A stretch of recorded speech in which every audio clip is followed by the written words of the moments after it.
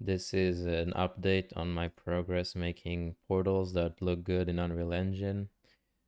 So far, I managed to make the travel seamless between portals. Right now, you can see when I travel because of the haze, but if I were to go ahead and turn it off and play, you would not notice it, which is pretty cool. Pretty cool in my opinion. Of course, there's the multiple layers feature still. And a few new things that I've added is now this portal sits in C++, so it should be faster and it should be easier to modify and make changes to.